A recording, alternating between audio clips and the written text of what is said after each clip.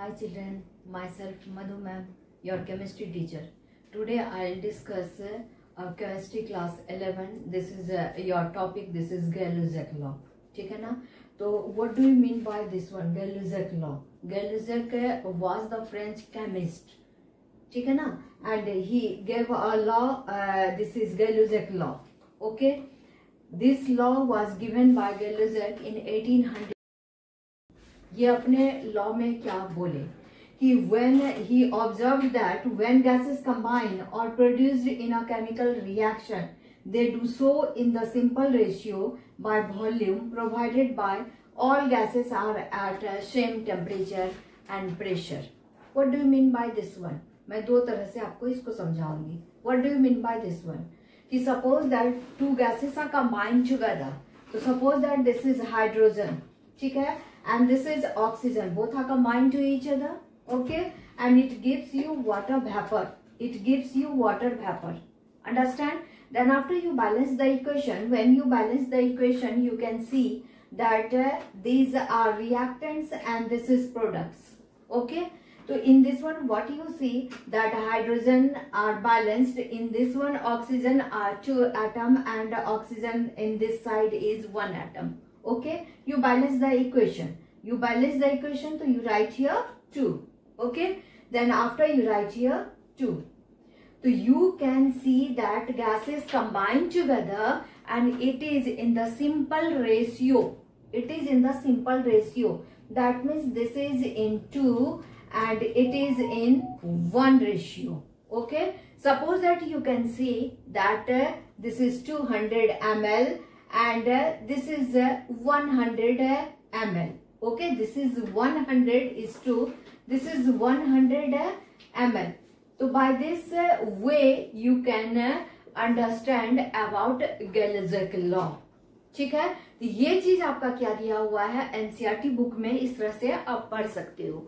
दूसरी तरह से एक और मैं आपको समझा रही हूँ that what happened in this one, that according to Gay-Lussac law always pressure is directly proportional to temperature.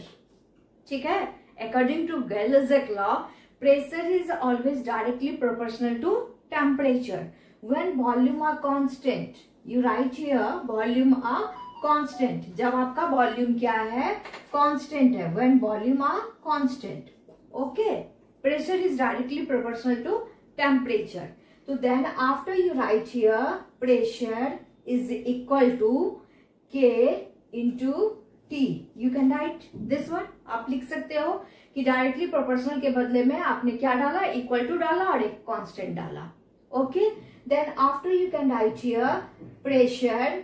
ये T को अगर आप इधर ले जाओगे तो this is P by T is equal to K. Is it clear? Then after when you let okay कि pressure, this is pressure 1, तो you can write this one P1 by T1 is equal to P2 by T2. Okay, you can write this one. तो this is your formula. Understand? This is your formula कि P1 by T1 is equal to P2 by T2. You can write this one. So that means pressure increases, temperature increases, temperature increases, pressure increases. Both are directly proportional to each other. ठीक है ना? Pressure, temperature increases, pressure increases. ये example आप pressure cooker में भी देख सकते हो कि जब आप क्या कर रहे हो, प्रेशर कुकर को गैस बर्नर पे डाल रहे हो, टेम्परेचर प्रोवाइड कर रहे हो, तो टेम्परेचर इंक्रीज हो रहा है. और टेम्परेचर इंक्रीज होता है तो क्या होता है, प्रेशर भी इंक्रीज होता है. और प्रेशर जब इंक्रीज हो रहा है तो वहां क्या होता है कि उसके अंदर प्रेशर क्या हो रहा है, फिल हो रहा है, जिसके कारण कि आपका फूड क्या होता है, कुक होता है और जल्दी कुक होता है, क्योंकि वहां प्रेशर बहुत ज्यादा इंक्रीज हो गया. जितना आपने टेम्परेचर प्रोवाइड किया उतना प्रेशर इंक्रीज हुआ, जिसके कारण कि आपका फूड क्या हुआ, प्रेशर के कारण कुक हो गया, जल्दी कुक हो गया. इसलिए प्रेशर कुकर में खाना बनाना, खाना पकाना क्या होता है, बहुत आसान होता है, क्योंकि हाइयर प्रेशर हो जाता है और हाइयर प्रेशर के कारण फूड आपका कुक हो जाता है जल्दी. ठीक है, तो this is pressure is directly proportional to T. अब आप यहाँ न्यूमेरिकल्स भी बना सकते हो, ठीक है ना। इसमें आप न्यूमेरिकल्स भी बना सकते हो कि ये फॉर्मूला तो आपको मिल गया कि P1/T1 is equal to P2/T2। अगर आपको 3 टर्म्स जो है वो अगर आपको पता रहे तो एक टर्म आप आराम से लिख दोगे, एक टर्म आप आराम से निकाल लोगे। तो सपोज दैट एक मैं क्वेश्चन आपको बता रही हूँ, at a temperature of 300 kelvin, 300 kelvin, तो 300 kelvin that means this is temperature T1, okay, this is 300 kelvin.